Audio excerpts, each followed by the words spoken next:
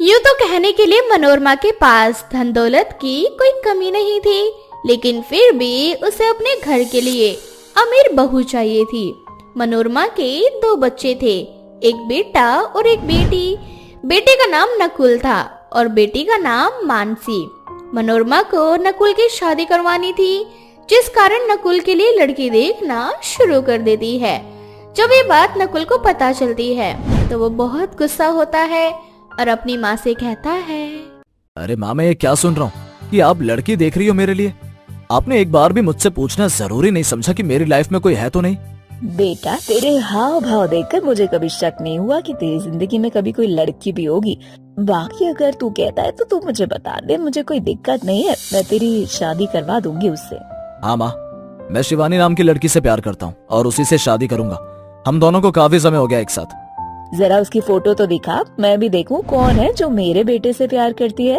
नकुल अपनी माँ को फोटो दिखाता है। फोटो देखने के बाद मनोरमा कहती है, अरे लड़की तो बहुत सुंदर है। वैसे इसके पिताजी क्या करते हैं? माँ, इसके पापा ना एक रेस्टोरेंट में साफ सफाई का काम करते हैं।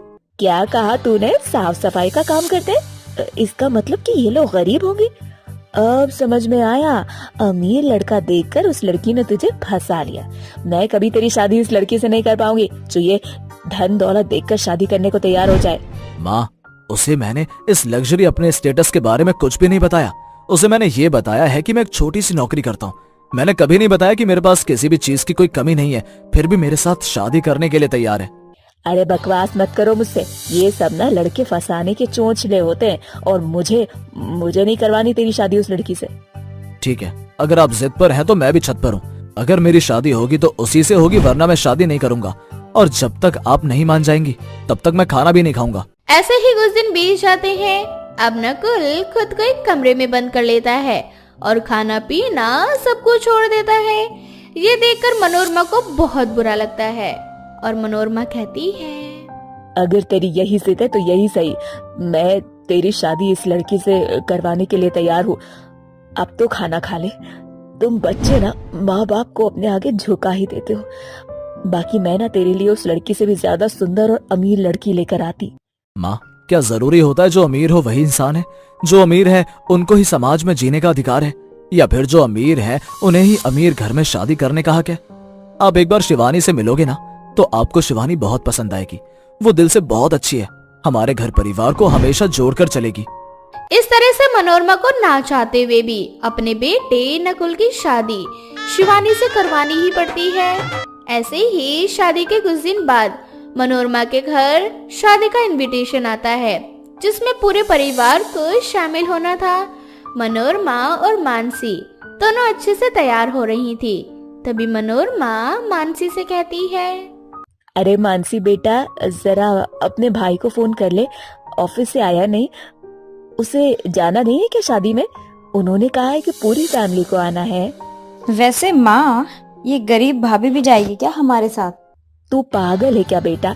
मैंने कहा है कि फैमिली जाएगी और ये गरीब हमारी फैमिली का हिस्सा थोड़ी है।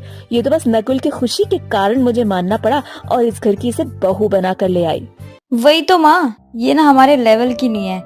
और मैं ना अभी भैया को फोन करती हूँ। अरे माँ, फोन करने की क्या जरूरत है, भैया तो आ ही चुके हैं। अरे नकुल, जल्दी से तैयार हो जा, शादी में जाना है। उन्होंने कहा है कि पूरी फैमिली को साथ में आना है। और शिवानी तैयार हो गई क्या माँ? कैसी बातें कर रहा है बेटा? ये क्या करेगी वहाँ जाकर? अब अमीर लोगों के तौर तरीके तो इस गरीब को पता नहीं होंगे।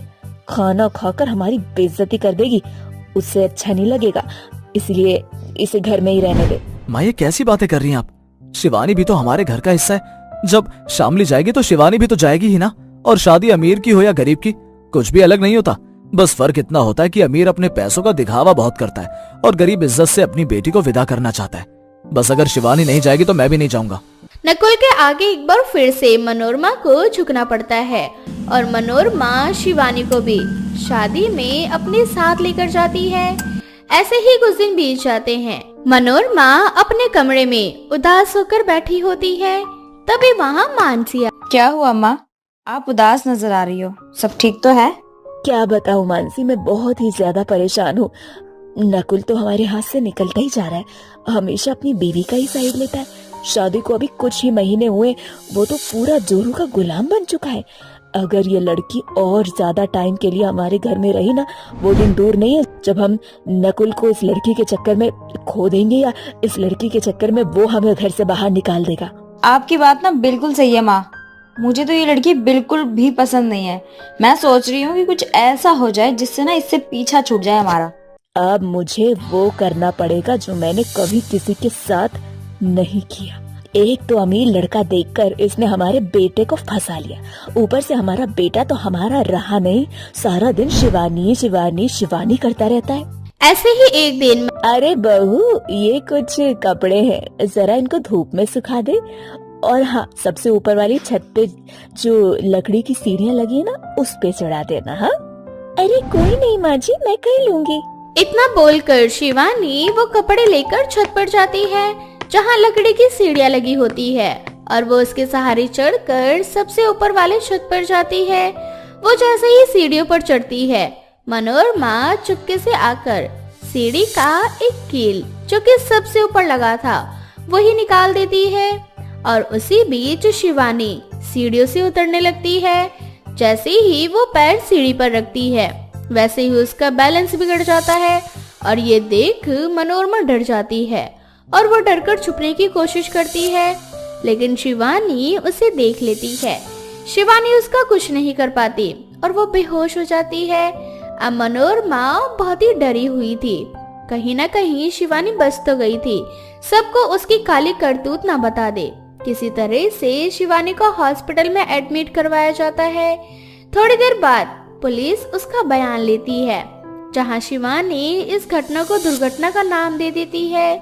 थोड़ी देर बाद शिवानी हॉस्पिटल से घर आ जाती है। तभी शिवानी अपनी सास से कहती है, हाँ माँ जी, मैं जानती हूँ आपको ये डर है कि कहीं मैं सच में ना बता दूं, लेकिन आपसे मैं जानना चाहती हूँ कि आपने ऐसा क्यों किया। क्या आपको मेरा प्यार नजर नहीं आता? आपको बस मेरी गरीबी ही नजर आती है। सच बताओ माँ जी, तो मैंने सच में आपको दिल से अपनी माँ माना था, और माँ का पूरा अधिकार होता है अपने बच्चों को मारने पीटने का, इसलिए मैंने आपको माफ कर दिया। मैं जानती हूँ बहू, मैंने जो किया वो गलत था। तेरी जगह अगर कोई और होता तो शायद सच में बताकर मुझे सलाखों के पीछे डलवा दिया होता उसने। मुझे मेरी गलती का एहसास हो गया, तूने मुझे बचा लिया।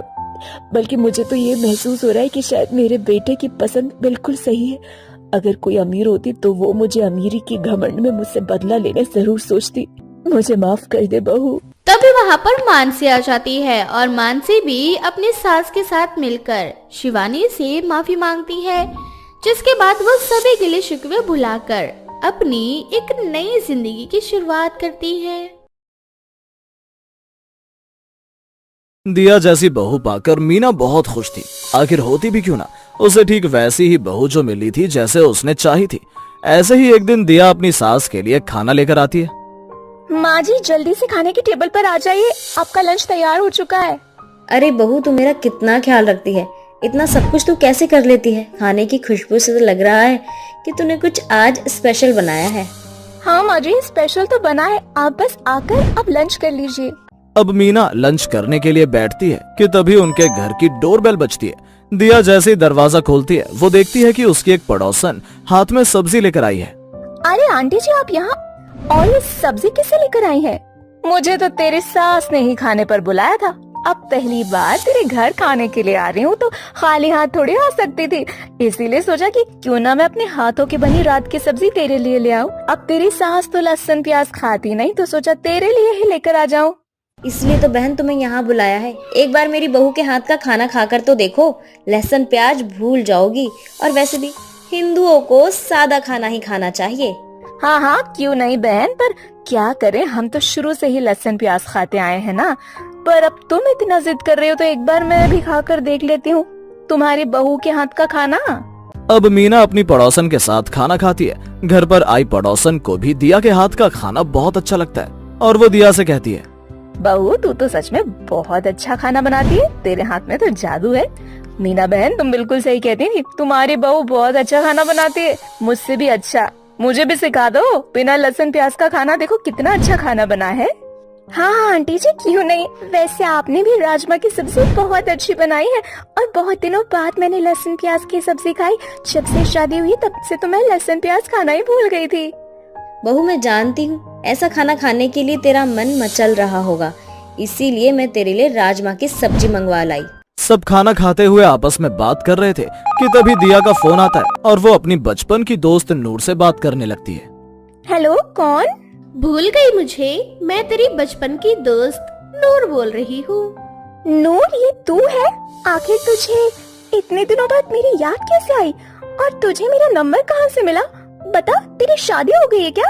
अरे एक साथ इतने सारे सवाल। हाँ, मेरी शादी हो गई और तेरा नंबर मुझे तेरी मम्मी ने दिया है। और खुशी की बात तो ये है कि मेरी शादी भी तेरे शहर में हुई है। अब हम दोनों बचपन की दोस्त एक ही शहर में हैं, वो भी एक ही मोहल्ले में। क्या तू सच बोल रही है? अगर ऐसी बात है तो जल्दी से अपना घर बता, मैं अभी तुझसे मिलने आ रही हूँ। अब जैसे ही दिया को पता चलता है कि उसकी बचपन की दोस्त नूर उसी के मोहल्ले में है तो दिया की खुशी का ठिकाना नहीं रहता और वो खुशी से पागल हो जाती है। ये देखकर मीना अपनी बहू से कहती है, अरे दिया बहू, क्या हो गया तुझे? तू इस तरह से क्यों चिल्लाई? ऐसा कौन सा खजाना लग गया तेरे हाथ? अब दिया अपनी सहेली का फोन काटकर अपनी सास को नूर के बारे में बताती है। माँ जी, मैं अपनी बचपन की सहेली से बात कर रही थी। आपको पता है आज कितने सालों बाद हम दोनों की बात हुई है और खुशी की बात तो ये है कि मेरी सहेली भी इसी मोहल्ले में है। मैं उसे मिलने उसके घर जा सकती हूँ। अच्छा तो ये बात है, अब तू फिक्र मत कर, जब तेरा दिल करे तब तू अपनी दोस्त से मिलने के लिए चली जाना। अब मीना से आज्ञा मिलने के बाद मानो जैसे दिया की खुशी का ठिकाना ही नहीं रहता। अब इसी तरह से कुछ दिन बीत जाते हैं और दिया तैयार होकर नूर के घर जाती है। कितने दिनों बाद देख रही हूँ तुझे। जब से तेरी शादी हुई तू तो मुझे भूल ही गई थी। वैसे कैसी है तू? तेरे ससुराल में सब ठीक तो चल रहा है ना? मैं बिल्कुल ठीक हूँ और मेरे ससुराल में भी सब बहुत अच्छे। मेरी सास तो मुझे माँ से भी बढ़कर प्यार करती है, इसीलिए तो उन्होंने मुझसे बिना सवाल पूछे मुझे तेरे घर आने दिया। अच्छा, तेरे घर में कौन कौन है? कोई नजर नहीं आ रहा? मेरे घर में मैं, मेरे पति अकेले रहते हैं। इनकी सरकारी नौकरी है ना, तो सरकार की तरफ से इनका जहाँ भी ट्रांसफर होता है ये मुझे अपने साथ ले जाते हैं। अच्छा, बातें बाद में करते रहेंगे, तू बैठकर कुछ खा ले। मैंने तेरे लिए नॉनवेज बनाया है, बिल्कुल वैसा ही जैसे तुझे पसंद है। क्या नॉनवेज? नूर यार, मैं तुझे क्या बताऊँ, तुझे पता है जब से मेरी शादी हुई है तब से मैंने लहसुन प्याज भी खाना छोड़ दिए और आज इतने दिनों बाद तेरे हाथ का नॉनवेज खाऊंगी। वाओ मुझे ना बहुत खुशी हो रही है। अब तू जल्दी से खाना लगा दे बस। अब नूर और दिया एक साथ खाना खाते हैं और थोड़ा सा खाना नूर दिया के लिए पैक कर देती है और उसे देते हुए कहती है, यार दिया, तू तो बता रही थी कि जब से तेरी शादी हुई है तब से तूने लहसुन प्याज भी नहीं खाया और तू अपने साथ नॉनवेज लेकर घर जा रही है। तेरी सास कुछ बोलेगी नहीं क्या? अरे नूर, तो इसकी टेंशन क्यों लेती? मेरी सास बहुत अच्छी है, वो खाने पीने के मामले में मुझे बिल्कुल भी मना नहीं करती। उल्टा वो तो खुद मोहल्ले की पड़ोसन से मेरे लिए लहसुन प्याज वाली सब्जी बनवा कर मांग लेती है। अच्छा मैं चलती हूँ, मुझे बहुत लेट हो रहा है। अब दिया अपने साथ नॉनवेज लेकर घर आती है और उसे बड़े चाव से खाती है। इसी तरह से कुछ दिन बीत जाते हैं और एक दिन नूर दिया की मनपसंद बिरयानी बनाकर लेकर आती है। नूर को देखकर पहले तो मीना बहुत खुश होती है और उससे बातें करती है, पर जब उसे पता चलता है कि नूर खाने में बिरयानी लेकर आई है तो मीना का पारा गर्म हो जाता है। ए लड़की, तू मेरी बहू की दोस्त थी, इसीलिए मैंने तुझे यहाँ आने दिया और अपनी बहू को तेरे साथ जाने दिया। लेकिन इसका मतलब ये नहीं कि तू मुसलमान होके हिंदू के घर में मांस मच्छी के मीट लेकर आए। पर मेरे घर का खाना तो अक्सर आपके घर में आता है और मेरे हाथ का बना खाना दिया को बहुत पसंद है। कल मैं यहाँ से चली जाऊंगी, इसलिए आखिरी बार मैं अपने दोस्त के लिए ही बिरयानी बनाकर लाई थी। क्या? इतने दिनों से मेरे घर में एक मुसलमान के घर से खाना आ रहा था और मुझे पता भी नहीं है? दिव्या बहू, ये सब क्या हो रहा है? तुझे पता नहीं है क्या कि हम शुद्ध शाकाहारी हैं? माँ जी, आप नूर को कुछ मत बोलिए, उस बेचारी को कुछ नहीं पता। उसने तो मुझे मना किया था, पर मुझे ही लगा था कि आपको मुसलमान के घर खाने से कोई एतराज नहीं होगा। अगर मुझे पता होता कि आप इतना ज्यादा भेदभाव करती हैं, तो मैं कभी भी नूर के घर खाना अपने घर में नहीं लाती। बहू, तू कहना क्या चाहती है? नहीं माँ जी, मैं नहीं जानती थी कि आप मुसलमानों से इतनी नफरत करती हैं। नूर मेरी बचपन की दोस्त है और वैसे भी ये खाना आपके लिए नहीं मेरे लिए लेकर आई है और खाना बहुत प्यार से बनाया है और ये बिरयानी पूरी तरह से वेजिटेरियन है। मैं नॉनवेज खाती थी, वो भी छोड़ दिया है और मेरी दोस्त ये बात बहुत अच्छे से जानती है कि आप नॉनवेज नहीं खाती हो, इसलिए वो वेज बिरयानी लेकर आई है। पर उसे क्या पता था कि आप उसके साथ इस तरह का बर्ताव करेंगी। नूर, मुझे माफ कर दे। अपनी सास की गलती की माफी दिया अपनी दोस्त से मांगती है। अब नूर भी अपना खाना लेकर वापस चली जाती है। नूर के जाने के बाद दिया अब बहुत उदास रहने लगी थी। अपनी बहू को ऐसे उदास देखकर मीना को अपनी गलती का एहसास होता है और वो अपनी बहू से माफी मांगते हुए कहती है, बहू मुझे माफ कर दे, मेरी वजह से तूने ये सब कुछ सहा और कहीं ना कहीं तूने अपने परिवार के लिए जो कुछ भी तुझे पसंद था वो सब कुछ तूने छोड़ दिया। और सच बताऊं तो मुझे उस दिन गुस्सा आ गया जब मैंने बिरयानी का नाम सुना। मैं वादा करती हूँ कि मैं अब कभी भी तेरे खाने पीने पे कोई भी रोक टोक नहीं लगाऊंगी। तुझे नॉन वेज वेज जो भी खाना है तू आराम से खा सकती है। अपनी सास की ये बात सुनकर दिया सारी पुरानी बातों को भूल जाती है और दोनों सास बहू एक बार फिर पहले की तरह रहने लगते हैं। आंचल गांव की एक गवार लड़की थी जिसने चूल्हे पर खाना बनाना सीखा था। आंचल की शादी शहर के एक बहुत अच्छे घर में अर्पित नाम के लड़के से हो जाती है। पर क्या होगा जब शहर की रसोई में देसी बहू आ जाए? तो आइए देखते हैं देसी बहू की ये रसोई। अरे मोरी मैया, कितना बड़ा रसोई घर है। हमारे गांव में तो कहीं रसोई घर होता ही नहीं था। एक छोटा सा मिट्टी का चूल्हा होता था बस, और उसी पर खाना बनता है। भाभी, पर यहाँ पर मिट्टी का चूल्हा नहीं होता। अरे मोरी मैया, यही तो हम कब से सोच रहे हैं। रसोई घर में तो कोई चूल्हा ही नहीं है, भला खाना कैसे बनेगा? आज हमारी पहली रसोई है। अब हम अपनी पहली रसोई में खाना कैसे बनाएंगे? गांव में तो मिट्टी के चूल्हे में 4 लकड़ियां फूंकते थे और फटाफट खाना बन जाता था, और यहाँ तो चूल्हा ही नहीं है। कैसे बनेगा खाना? मोरी मैया, संकट में तो हार बिटिया है, कौन हो रास्ता दिखाओ। आंचल की इन हरकतों से कोमल परेशान हो जाती है और बिना कुछ बताए रसोई में आंचल को अकेला छोड़कर बाहर आ जाती है। पूरे दिन ऐसे ही गुजर जाता है और बेचारी आंचल रसोई में चूल्हा ढूंढती रह जाती है। अरे मोरी मैया, कितना समय हो गया है, कब से चूल्हा ढूंढ रहे हैं, अब तक चूल्हा नहीं मिला। ऊपर से बिना कुछ बताए अंजलि दीदी भी बाहर भाग गई है। अरे मोरी मैया, अब कौन करेगा हमारी मदद? आंचल सर पर हाथ रखकर रसोई घर में ही बैठ जाती है। कुछ देर बाद आंचल की सास आंचल को ढूंढती हुई रसोई घर में जाती है, जहां वो आंचल को रसोई में बैठकर रोता हुआ देखती है। अरे आंचल बहू, तू अभी तक रसोई में है और तूने खाना नहीं बनाया। आज तेरी पहली रसोई है ना, और तू यहाँ खाना बनाने के बदले बैठकर रो रही है। अब रोए नहीं तो क्या करे अम्मा जी? कहने को तो इतना बड़ा रसोई घर है, पर क्या फायदा इतने बड़े रसोई घर का जब इतने बड़े से रसोई में छोटा सा मिट्टी का चूल्हा नहीं है। ये देखो, आटा चावल, पूरा दिन हम बस इस रसोई में आग फाड़ फाड़ कर यहाँ वहाँ देखे, तब जाकर हमें आटा चावल और मसाला मिला है। पर अब तक चूल्हा नहीं मिला जो हम खाना बना सके, और ना ही सिलबट्टा जिस पर मसाला पीस सके। अरे बहू, ये गांव नहीं शहर है, यहाँ मिट्टी का चूल्हा नहीं होता। और जो तुम देख रही हो ना, यही चूल्हा है, इसी पे खाना बनता है बिना लकड़ियों के। और ये मिक्सी है, इसमें सारे मसाले पीसे जाते हैं। जो भी मसाला पीसना हो इस मिक्सी के अंदर डाल देना। और वैसे भी इस घर में सिलबट्टा रखा हुआ है, लेकिन तू फिर भी इसी मिक्सी में काम करना। समझ आया ना तुझे? अरे मोरी मैया, बगल में छोरा, शहर में ढिंढोरा, हमारी आंखों के सामने चल रहा है और मिट्टी का चूल्हा खोज रहे हैं। हमने तो बस इस चूल्हे के बारे में सुना था, आज पहली बार देख भी लिया। माँ जी, अब आप जाइए, अब देखना कैसे हम 30 मिनट में 3 तरह के पकवान बना के लाते हैं। आंचल के कहने पर आंचल की सास वहां से चली जाती है। आधे घंटे बीत जाते हैं, पर अब तक आंचल खाना नहीं बना पाती, और इसलिए आंचल की सास आंचल को अपने कमरे में बुलाती है और उसे कहती है, बहू, तुम अभी नई हो इस घर में, इसीलिए यहाँ के तौर तरीके समझने में तुम्हें थोड़ा समय लगेगा। इसलिए मैंने सोचा है कि आज हम बाहर से ही खाना मंगवा लेते हैं। तुम कल से रसोई में खाना बनाना। अब वो रसोई घर ही तुम्हारी जिम्मेदारी है। तुम चाहो जैसे मर्जी वैसे उस घर में खाना बनाना। अरे मोरी मैया, बाहर से खाना? सासू माँ, हमें तो बाहर का खाना बहुत पसंद है। हम जिंदगी में पहली बार बाहर का खाएंगे। पर कोई बात नहीं, आज आप लोग हमें बाहर का खाना खिलाएं, कल से हम आप लोगों को जैसा खाना खिलाएंगे ना, फिर देखना आप अपनी बहू के हाथों का खाना। इस तरह से आंचल अपने ससुराल वालों के साथ बाहर खाना खाती है और अगली सुबह रसोई घर में खाना बनाने के लिए जाती है। लाख कोशिश करने के बाद भी आंचल चूल्हे पर खाना नहीं बना पाती और इसलिए वो फैसला लेती है कि वो अपने मिट्टी के चूल्हे पर ही खाना बनाएगी। अब क्या था, गांव की देसी आंचल शहर के मॉडर्न किचन की देसी रसोई घर को बदल देती है। इस बात से अनजान सभी घर वाले उसके हाथों के बने खाने को मजे लेकर खाते हैं।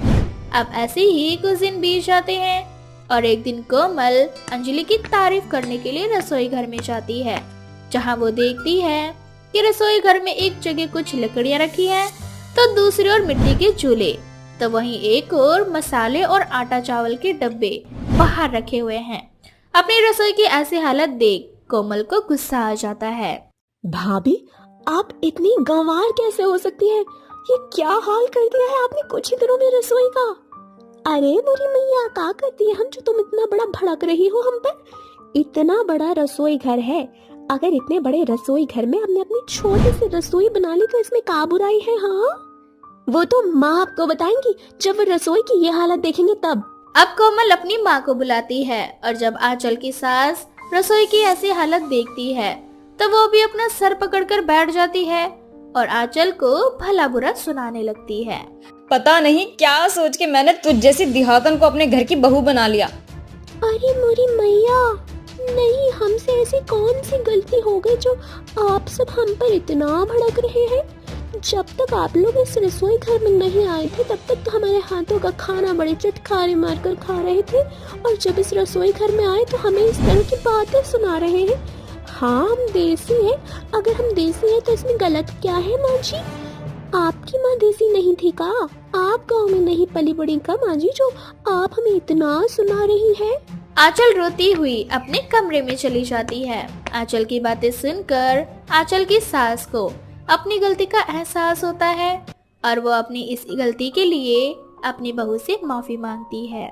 बहू, मुझे माफ कर दे, मैं भूल गई थी कि मैं भी पहले गांव में ही रहा करती थी। मैं भी तेरी तरह मिट्टी के चूल्हे पे ही खाना बनाती थी, लेकिन यहाँ आकर मैंने समय के साथ सब कुछ सीख लिया, लेकिन तुझे सिखाना भूल गई।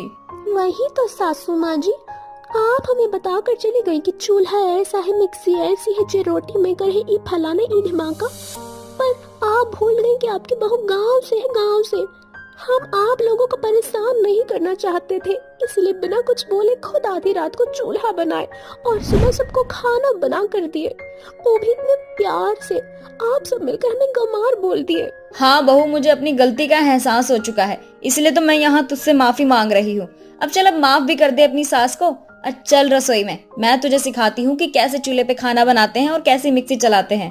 अरे मोरी मैया, हम क्या कर दिए? आप हमारी सासू माँ हैं और हम आपसे ऐसे लड़ रहे हैं जैसे आप हमारी छोटी बहन फूलन है। अरे मोरी मैया, हमसे इतनी बड़ी गलती हो गई सासू माँ, हमें माफ करना। आपसे हम कभी ऐसा नहीं बोलेंगे। हे भगवान, अब हम अपनी सासू माँ को इतना सब कुछ बोल दी, आप हमारी जुबान काहे नहीं काटे? कोई बात नहीं भाभी, जो होना था हो गया। आप बस जल्दी से खाना बना दो, बहुत भूख लगी है। अरे मोरी मैया, अब तो हम भूल ही गए थे कि आप सब भूखे हैं। हम अभी जाकर खाना बनाए देते हैं। हाँ भाभी, पर आज से हम भी आपकी मदद करेंगे, है ना माँ? अब इस तरह से कोमल, आंचल और उसकी सास तीनों मिलकर खाना बनाते हैं और बहुत जल्द समय के साथ आंचल भी शहर की रसोई में काम करने के तौर तरीके सीख जाती है।